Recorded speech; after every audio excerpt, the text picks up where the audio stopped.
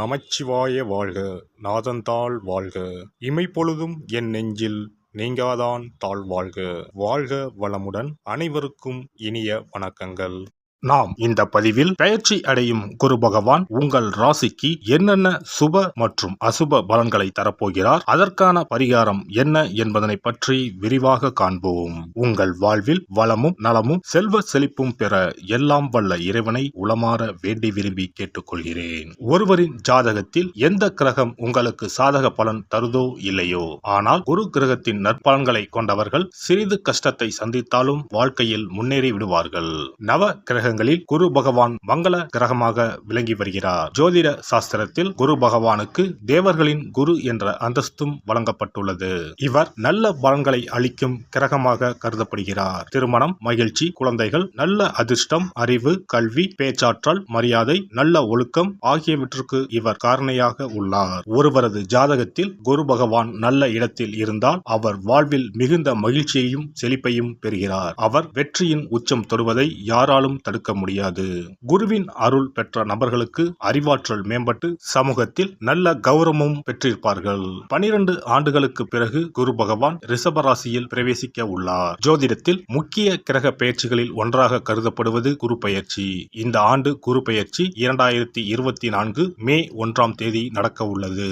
குருவின் அமைப்பும் குருவின் பார்வையும் எப்படிப்பட்ட பலனை அள்ளித்தரும் என்பதை தெரிந்து கொள்வோம். கால சக்கரத்தில் தனுசு, மீன ராசிகளுக்கு அதிபதியான குரு பகவான் தற்போது மேச ராசியில் சஞ்சாரம் செய்து வருகின்றார். இவர் 2024ஆம் ஆண்டு மே மாதம் 1ஆம் தேதி நண்பகல் 12:59 மேச ராசியில் உள்ள கிருத்திகை 1ஆம் பாதத்தில் இருந்து ரிஷப ராசியில் உள்ள கிருத்திகை 2ஆம் பாதத்திற்கு பெயர்ச்சியாக உள்ளார். குரு பெயர்ச்சி பெறும் ஸ்தானத்தை விட குருவின் 5, 7, 9ஆம் பார்வை பெறக்கூடிய ராசிகள் மிகவும் சிறப்பான பலன்களை பெற்றிடும் என்பது ஜோதிட விதி. 2024ஆம் ஆண்டில் நடக்கும் குரு பெயர்ச்சியின் தாக்கம் அனைத்து ராசிகளிலும் இருக்கும்.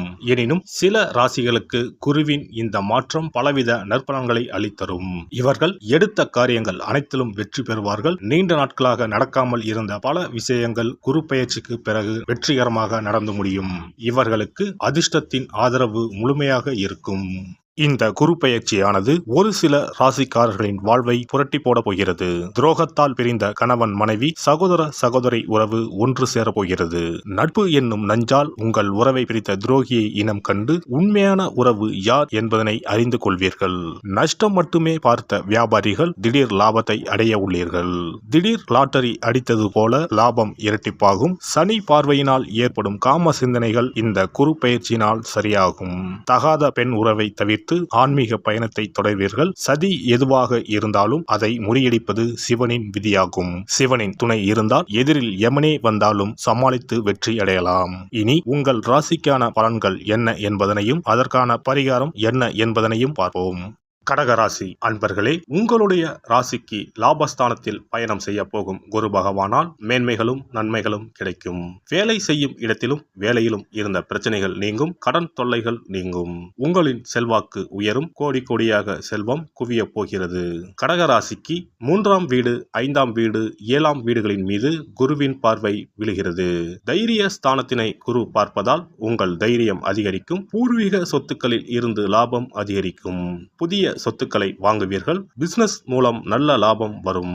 குரு பகவான் களத்திரஸ்தானத்தை பார்வையிடுவதால் கவலைகள் காணாமல் போகும். குறிக்கோளை அடைவீர்கள். பூர்வ புண்ணியத்தின் மீது குருவின் பார்வை படுவதால் பிள்ளைகளுக்கு நன்மைகள் கிடைக்கும். பிள்ளைகள் ஜெயிப்பார்கள். வேலை கிடைக்கும். திருமணம் கைகூடி வரும். கௌரவம் தேடி வரும். மொத்தத்தில் இந்த குரு பெயர்ச்சி மேன்மைகளையும் லாபத்தையும் அள்ளித்தரும். மாணவர்களுக்கு நீங்கள் விரும்பும் உயர்கல்வி தேடி வரும். ஒளிமயமான எதிர்காலம் என் உள்ளத்தில் தெரிகிறது என பாடப்போகிறீர்கள். லாப குருவின் பயணத்தால் உங்களுக்கு வரவேண்டிய பணம் தக்க நேரத்தில் வந்து சேரும். பழைய கடனை பைசல் செய்ய வழி கிடைக்கும். குடும்பத்தில் சந்தோஷம் பெருகும். தம்பதிக்கு இடையே நெருக்கம் அதிகரிக்கும். இளைய சகோதரியின் தடைப்பட்ட திருமணம் சிறப்பாக முடியும். 11ஆம் வீட்டில் குரு பயணம் செய்வதால் மூத்த சகோதரர் உற்ற துணையாக இருப்பார். ஷேர் மார்க்கெட் முதலீடுகள் மூலம் பணம் வரும். உங்களின் 3ஆம் வீட்டை குரு பார்ப்பதால் இளைய சகோதர வகையில் இருந்த கசப்பு உணர்வு நீங்கும். உங்கள் ராசிக்கு 5ஆம் வீட்டினை குரு பார்ப்பதால் சிலருக்கு குழந்தை பாக்கியம் கிடைக்கும். பிள்ளைகளின் திருமணத்தை சிறப்பாக முடிப்பீர்கள். பூர்வீக சொத்து பிரச்சனைக்கு நல்ல தீர்வு கிடைக்கும். வெகு நாட்களாக சிலர் நினைத்த புண்ணிய ஸ்தலங்களுக்கு சென்று வருவீர்கள். அரசியல்வாதிகள் இழந்த செல்வாக்கை மீண்டும் பெறுவர். தலைமை உங்களை நம்பி முக்கிய பொறுப்புகளை ஒப்படைக்கும். கார்த்திகை நட்சத்திரத்தில் குரு பயணம் செய்யும் காலத்தில் திடீர் பண வருமானம் வரும். அரசு வேலைக்காக தேர்வு எழுதியிருப்பவர்களுக்கு நல்ல ரிசல்ட் கிடைக்கும். அரசு வேலை கிடைக்கும். ரோகிணி நட்சத்திரத்தில் குரு பயணம் செய்யும் காலத்தில் வருமானம் அதிகரிக்கும். வெளிநாடு வேலை கிடைக்கும். பல வழிகளிலும் வருமானம் வரும். குரு பகவான் வக்கரமடையும் காலங்களில் கவனம் தேவை. தொழில் வியாபாரத்தில் பல வழிகளிலும் லாபம் அதிகரிக்கும். வேலையில் இருப்பவர்களுக்கு ஆண்டு இறுதியில் சம்பள உயர்வும் பதவி உயர்வும் கிடைக்கும்.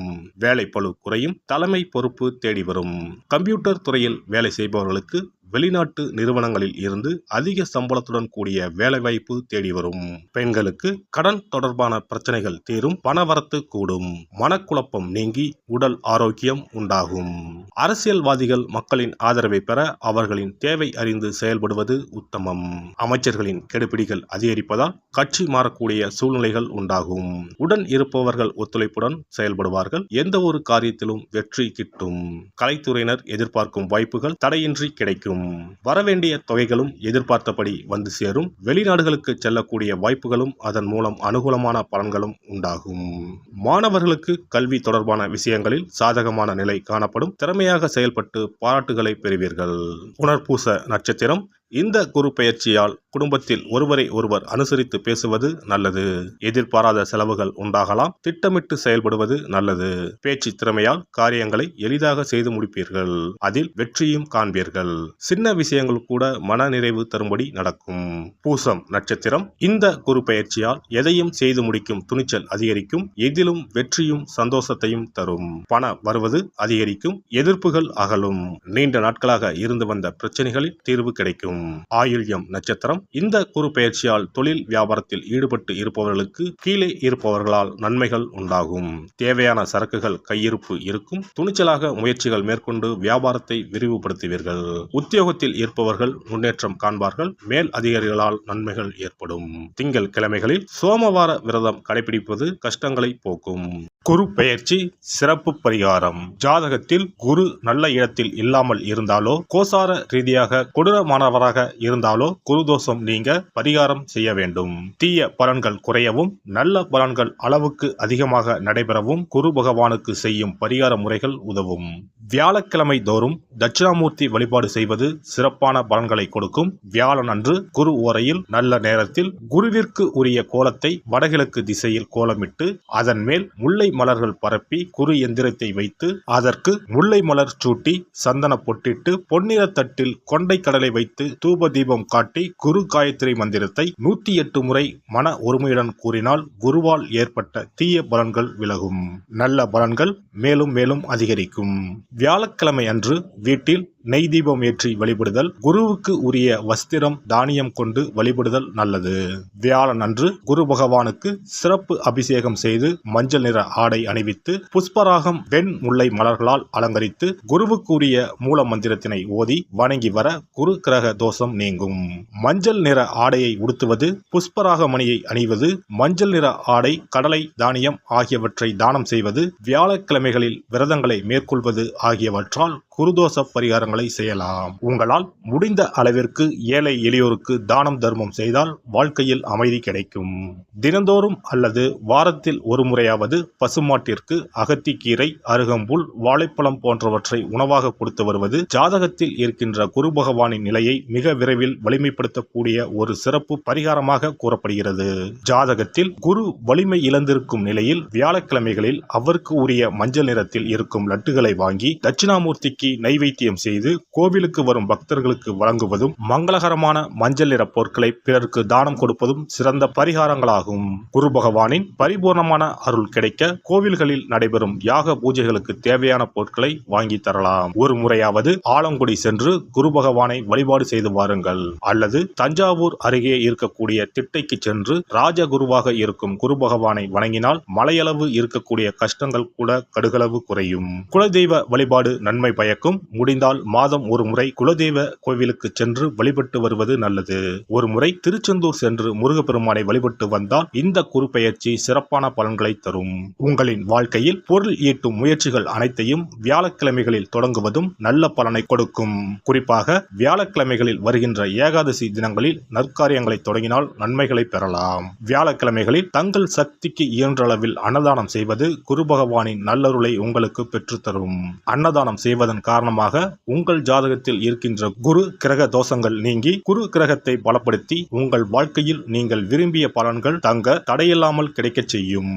எல்லாம் வல்ல இறையருளால் நீங்களும் உங்கள் அன்பு குடும்பமும் உடல் நலம், நீலாயுள், நிறை செல்வம், உயர் புகழ், மெய்ஞானம் ஓங்கி வாழ்க வளமுடன். இந்த வீடியோ பதிவு உங்களுக்கு பிடித்திருந்தால் லைக் பண்ணுங்க, கமெண்ட் பண்ணுங்க, ஷேர் பண்ணுங்க, மறக்காம சப்ஸ்கிரைப் பண்ணுங்க, பக்கத்துல இருக்கிற பெல் பட்டனை கிளிக் பண்ணுங்க. நன்றி, வணக்கம். ஓம் நமச்சிவாய. சிவாய நம.